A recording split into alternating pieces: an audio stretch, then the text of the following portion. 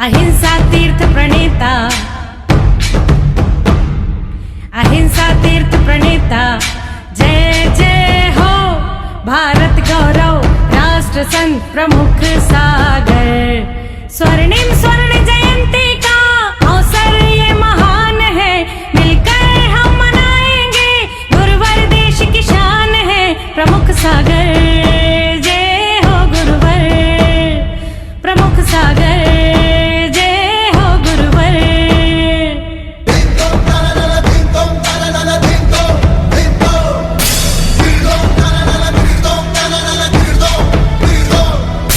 अर्धशतक जो पूरा हुआ।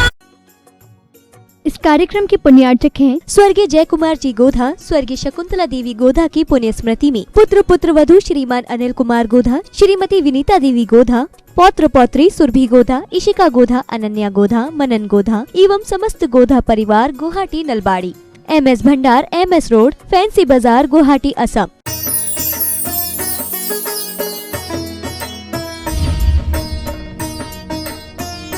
धर्म सिंह महात्मा, आज बहुत प्यारी चर्चा है। पद्म लेस्या की ओर हम सब लोग चल रहे हैं। पद्म का मतलब आप सबको मालूम है, कमल होता है। पद्म प्रभु भगवान हमारे 6वें नंबर के हैं। पद्म पुराण में भगवान राम का वर्णन है।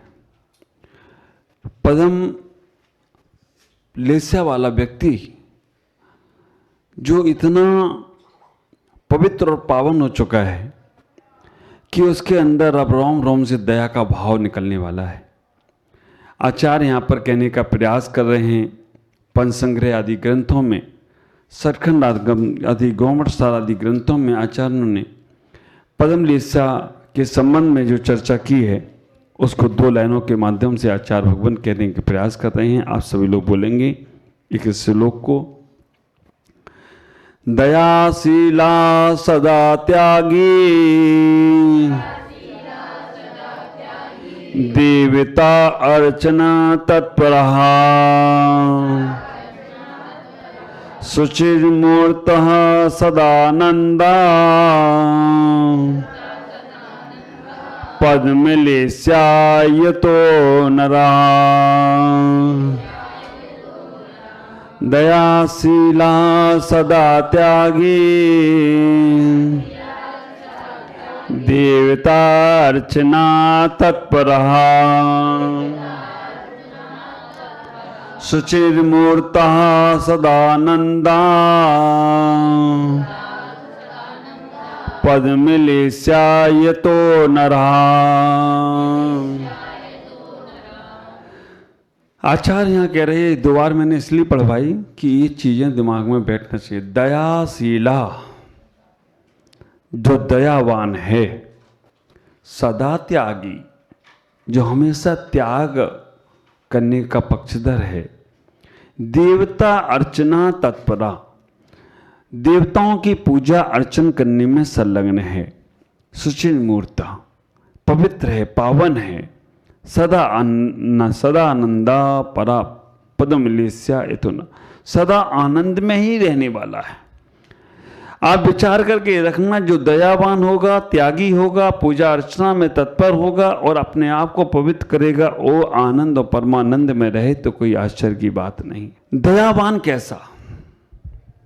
जो रूढ़ियों पर नहीं चलता हो, परंपराओं को नहीं ढोता हो, जहां विवेक का जागरण करता हो, वो दयावान है।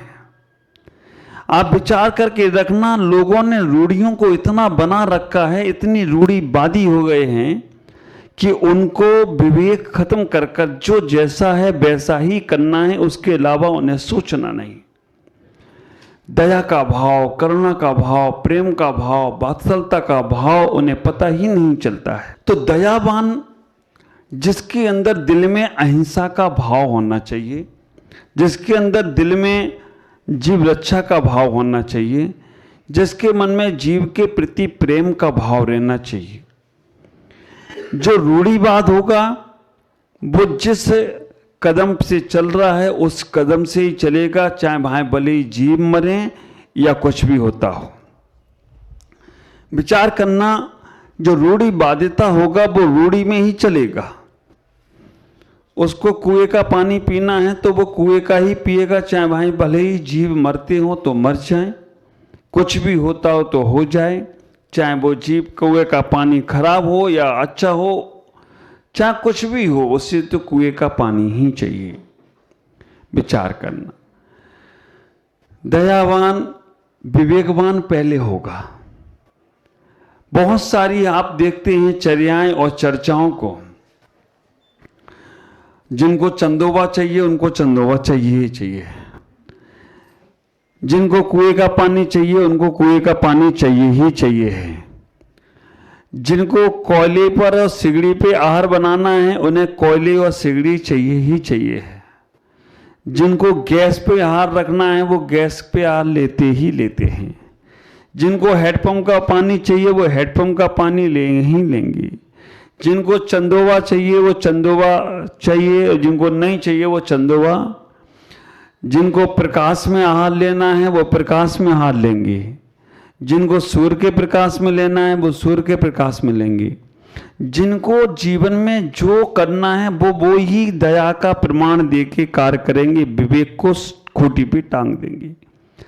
आप विचार करके रखना, अगर विवेक को जागृत करें तो आगम में 5 चीजें आई हैं, तर्क, आगम, प्रमाण, न्याय और निश्चय। अगर इनको हम समझने का प्रयास करें तो अगर आचार्यों ने कहा है कि इस विवेक को पहले जागृत करना, हमने जो बात कही है उस बात को अहिंसा धर्म से तोलना, अगर अहिंसा के तौर पर उसे सही खरा उतरता है तो हम उसे पालन करने का प्रयास करें, अगर अहिंसा के उद्देश्य से कहीं वहां विघ्न आता है तो ख्याल करना हम उन चीजों को छोड़ने का प्रयास करें, हम पाप प्रवृत्तियों से बचने का प्रयास करें।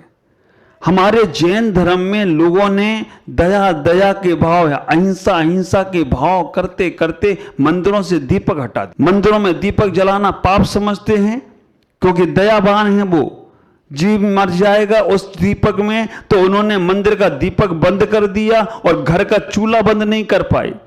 एक विद्वान से मैंने पूछ लिया कि मंदिर का दीपक क्यों नहीं जलाते हो, उसने कह दिया महाराज दीपक में आकर वो एक पतंगा मर गया था इसलिए मैंने दीपक जलाना। आहा, मर गया वो दीपक में पतंगा। कितनी हिंसा, घोर हिंसा, मंदिर में हिंसा, मंदिर में पाप। हमने उस दिन से दीपक जलाना बंद कर दिया। बारी तुम्हारी बुद्धि, तुम्हारे दूध में मक्खी गिरी थी, मक्खी को निचोड़ कर पी गए, मक्खी से दूध पीना नहीं छोड़ा, लेकिन मंदिर के दीपक में एक चींटी गिर गई, एक पतंगा गिर गया तो तुमने दीपक जलाना बंद कर दिया। काय का तुम्हारा दया का भाव? आप विचार करके रखना, वो दया का भाव। आदमी इतना अवसरवादी है, इतना अवसरवादी है, पानी में मक्खी गिर जाए तो पानी फेंक देता है और घी में मक्खी गिर जाए तो मक्खी को फेंक देता है। इतना तो रामलाल हो गया है। आप विचार करके रखना, इतना आदमी अवसरवादी हो गया है कि पानी में मक्खी गिरे तो पानी फेंक देता है और घी में मक्खी गिर जाए तो मक्खी को फेंक देता है। और घरों में मसाल पे मसाल जलाते रहो, घरों में दीपक पे दीपक जला, घरों में खूब इत्र वगैरह फैलाते रहो, खुशबू लगाते रहो, शादियों में फूल माला पहनते रहो, उसमें हिंसा। मैं ये नहीं कह रहा हूं तुम करो, मैं ये कहना चाहता हूं दर्शन मोहिनी कर्म का आश्रम मत करो। केवली श्रुत संग धर्म देवा वर्णवादियों दर्शन मोहस तत्मा शुद्ध ग्रंथ में आचार कह देते हैं, केवली श्रुत संग धर्म देव अवलवादियों दर्शन मोह से दर्शन मोहिनी का आश्रय कर लोगे तो बेटा कभी सब में दर्शन भी प्राप्त नहीं होगा। इतना ही विचार करके रखना, दया के नाम पर हम अपनी पूजाओं को, अपने पाठों को, अपनी भक्तियों को, अपनी क्रियाओं को छोड़े नहीं। क्रिया में विवेक लाओ। एक जगह अति है और एक जगह इति है, और अति और इति में कोई धर्म नहीं होता है। एक ने ऐसा अभिषेक किया पंचामृत कि नीचे इतने जीव मर रहे हैं, मरने दो, भगवान का अभिषेक होने दो, पूजा होने दो, और वो जीव मरते हैं तो मर जाएं। अति कर दी, इतने फूल चढ़ा दिए कि वो फूलों में से जीव उत्पन्न हो रहे हैं, होने दो, हमारा तो पूजा पाठ हो गई। भगवान के चरणों में चढ़ाने थे, भगवान पे ही चढ़ा दिए, है ना। अर्घम चरणम अर्घम नृपांति स्व, चरणों पे ही चढ़ा दिए। विचार करना, और वो भी धर्म मान के ही कर रहे हैं और हम भी धर्म मान के ही छोड़ रहे हैं। फिर कहाँ होगा धर्म, फिर कहाँ होगी पूजा, फिर कहाँ होगा तुम्हारा दया का भाव। आप विचार करके रखना, हम समझें, हम उस कसौटी पे तोलने का प्रयास करें। आज वैज्ञानिक युग है और वैज्ञानिक युग में विज्ञान तो बहुत कुछ कहने का प्रयास करता है। विज्ञान तो यहां तक कह देता है कि हमारे उस जीवों में, आप विचार करके रखना, विज्ञान तो बहुत सारी चीजें ऐसी कह देता है जो कहीं से कहीं तक हमारे आगम में हमारे आती ही नहीं है। विज्ञान ने सूर्य और चंद्रमा पर लोगों को पहुंचा दिया, लेकिन जैन आगम से जाकर देखोगे तो वो देवताओं का सूर्य के घर में, सूर्य के महल में भगवान जो विराजमान है, जिनेंद्र भगवान जो विराजमान है, उनके दर्शन करते हैं। अब तुम भी कल से शुरू कर लेना, है ना, छत पे खड़े हो जाना और एक लोटा जल लेके सूर्य का अभिषेक करना शुरू कर देना। ख्याल करके रखना, देखा देखी हमारा धर्म नहीं करता है, उतनी दृढ़ दृष्टि लेकर आओ। हमारे यहाँ अगर देखा जाए, विवेकवान व्यक्ति होगा, करुणावान व्यक्ति होगा, अगर थोड़ा समझ होगा तो आप विचार करना, हमारे अंदर हर चीजों की पूजा का उल्लेख है। वृक्षों की पूजा बताइए हमारे यहाँ, गंगा की पूजा बताइए हमारे यहाँ, सूरज की पूजा बताइए हमारे यहाँ। आप विचार करना, पृथ्वी की पूजा बताइए हमारे यहाँ। लेकिन कौन सी पूजा, कौन सी पृथ्वी, कौन सा वृक्ष, जिस वृक्ष के नीचे बैठकर भगवान को केवल ज्ञान हो जाए वो वृक्ष भी पूज्य हो जाता है। जिस तिथि में भगवान को केवल ज्ञान निर्वाण प्राप्त हो जाए वो तिथि भी पूज्य हो जाती है। जिस स्थान पर बैठकर भगवान निर्वाण को प्राप्त हो जाए वो स्थान भी पूज्य हो जाता है। और जिस नदी में, गंगा में, जो गंगोत्री से निकली है, गौमुख से निकली है, जिनेंद्र भगवान के ऊपर अभिषेक कर कर निकली है, वो गंगोत्री भी पूज्य हो जाती है, क्योंकि वो गंगोत्री, वो गंगा नहीं, वो गंधोदक का रूप ले लेती है। विचार करना, जिस सूर्य के अंदर क्या, सूर्य के अंदर जो जिनेंद्र भगवान हैं, उनकी अर्चना पूजा से वो भी पूज्यता को प्राप्त हो जाता है। विवेक को लाने का प्रयास करो, दयावान बनने का प्रयास करो। हमने बहुत सी क्रियाएं ऐसी करने लग गए हैं, हम अहिंसा के दम पर बहुत से पूजा पाठ की क्रियाएं छोड़ने लग गए, बहुत से धर्म की क्रियाएं छोड़ने लग गए। बहुत सी बातों को आप ख्याल करो, आहार में बहुत सी चीजें होती हैं, गर्मी का समय होता है, इतना पसीना निकलते लोगों को मैंने कई बार देखा, वो पसीना आहार में गिर रहा है, भोजन में गिर रहा है। श्रावक को नहीं मालूम कि वो अवक्ष हो गया है।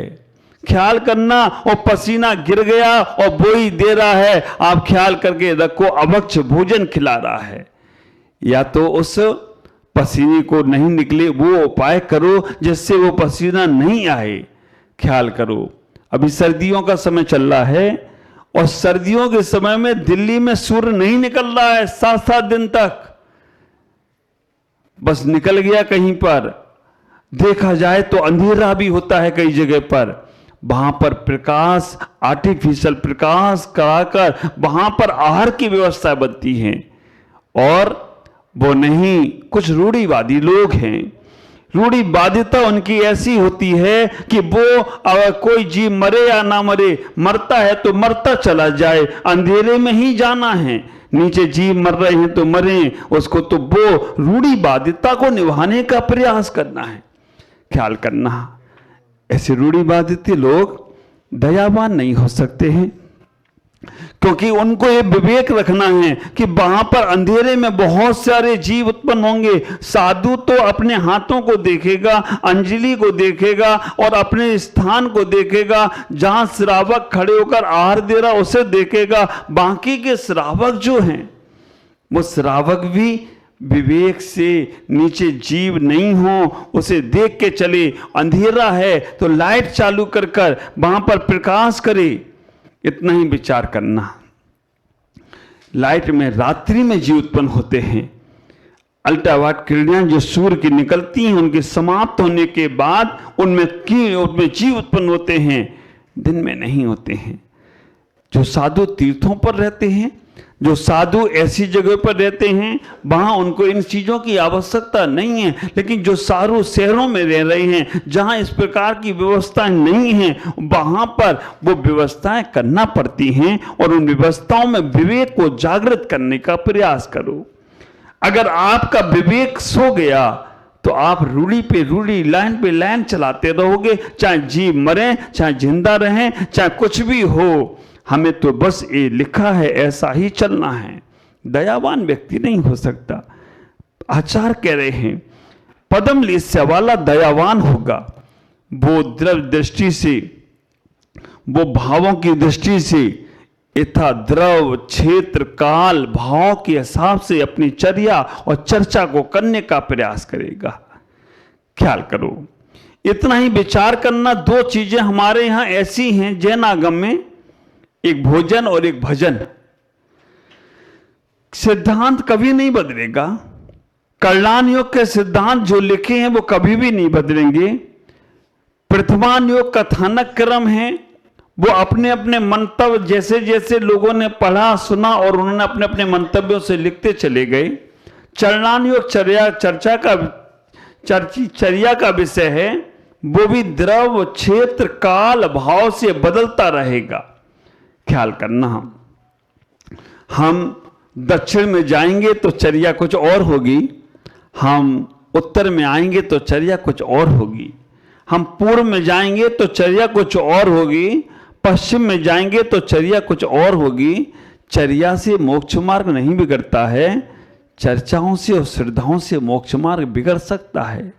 हमारे आचार्यों ने यहां तक कह दिया, कुंदकुंदाचार अष्टपाउल ग्रंथ के अंदर कहते हैं, सम्यक दर्शन शुद्धा। आचार विचार करना, कुंदकुंदाचार हमारे अष्टपाउल ग्रंथ में कहते हैं, दर्शन भट्टा भट्टा सोना सिज्जंती, चारित भट्टा भट्टा सो सिज्जंती। चारित का मतलब है चर्या।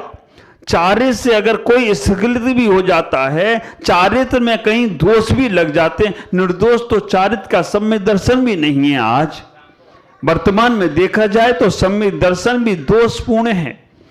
आज छायक सम्यक दर्शन नहीं है किसी जीव को। उपसम होता है तो क्षणिक, क्षय उपसम सम्यक दर्शन है जिसमें चल मल अगाड़ नाम के दोष लगते चले जा रहे हैं। ख्याल करो। और चर्या तो निर्दोष। आज कहां छठवीं सातवीं गुणस्थान की बात करें अगर, तो सातवें में छड़े कभी कोई मुनिराज जाए तो वो शुद्धोपयोग की व्यवस्था बनती है। आदमी तो चौथे गुणस्थान में ही शुद्धोपयोग में चला गया। कैसे होगा काम। हमने किसी को अपनी दुकान पे बैठाला था कि भाई मेरी दुकान देखते रहना, वो मालिक बन गया। हमसे पूछता तुम आए कहां से हो। आप विचार करके रखना, हमने तो बैठा रहा था कि सम्यक दर्शन प्राप्त कर लो, तुम भी कल्याण कर लोगे अपना, लेकिन वो सम्यक दर्शन प्राप्त तो छोड़ो। उन्होंने कहा हमें ही सम्यक शुद्ध उपयोगी हो गए, तुम आए कहां से हो। वर्तमान में तो होता ही नहीं है। ये व्यवस्थाएं बिगड़ गई। हमने तो ड्राइविंग के लिए सीट पे बैठाला था कि भाई चलो मुझे भी आप बैठ जाओ, थोड़ा बहुत सीख लोगे। हमारी गाड़ी तो अपनी थी, उन्हें सीट पे बैठा रहा और मालूम पड़ा हम देखते रह गए, वो गाड़ी लेके भाग गए। हमारी फ्लाइट निकले तो निकल जाए, वो तो गाड़ी लेके गया। विचार करके रखना, इतना ही सोचने का प्रयास करना कि जो अनुभूति है वो अनुभूति तो जब होगी तभी होगी। हम सम्यक दर्शन को प्राप्त करें, निर्दोषता को प्राप्त करें।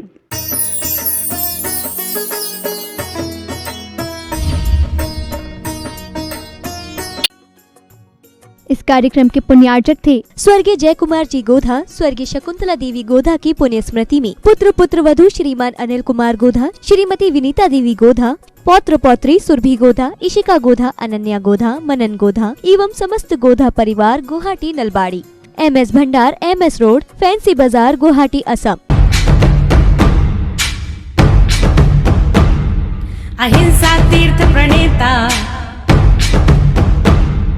अहिंसा तीर्थ प्रणेता, जय जय हो भारत गौरव, राष्ट्र राष्ट्र संत प्रमुख सागर स्वर्णिम स्वर्ण जयंती